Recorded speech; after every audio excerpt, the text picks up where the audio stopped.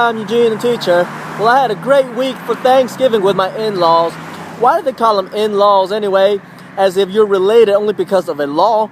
Just because I married my wife, now they're stuck with me and I'm stuck with them. Well, I certainly don't feel that way about my in-laws because as I'm getting to know them more and more, I find that I like them very much. And as far as I can tell, they like me very much. Like this weekend, I took a ride to the drugstore with my mother-in-law, and there we were, browsing the aisles, just chatting away, and got our stuff, and we left. It was very natural, very easygoing. It wasn't stressed. It wasn't nerve-wracking at all. I got to spend some time with my niece, who's still in elementary school, and she's very much into paper folding. So she showed me a style of paper airplanes that she knows how to make, and I showed her a style of airplanes that I know how to make.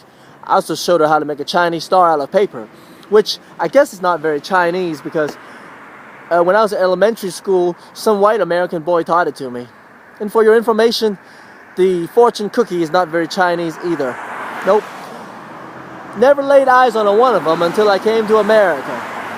And my nephew, he's 3 years old, so he does what 3 years olds like to do, which is namely run at you, wrestle, and hurt you. Just fine by me, because I dish it right back. I dangle him from his feet and tickle him to death. And it's interesting, as I interact with my niece and nephew, it's starting to reveal for me what kind of dad I'm going to become one day. I think I'm going to become the kind of dad that is a little bit more adventurous and playful than the average dad as far as taking risks. But then again, also more serious and more demanding as far as expectation than the average dad too. So kind of like an extreme dad. Interesting how that never revealed itself for me. All these years I've worked with children.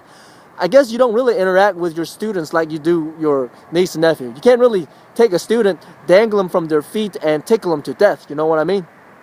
And as I keep coming back to these in-laws, I'm finding that there's a role for me in this new family. Like there's certain chores I like to help out with because for one, I can't cook. And I just don't want to just keep coming back and eating and freeloading.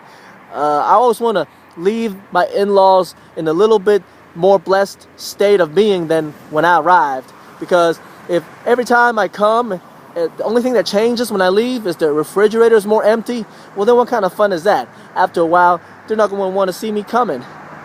Lots to learn, lots to learn. I'm Eugene the Teacher with today's inspirational message.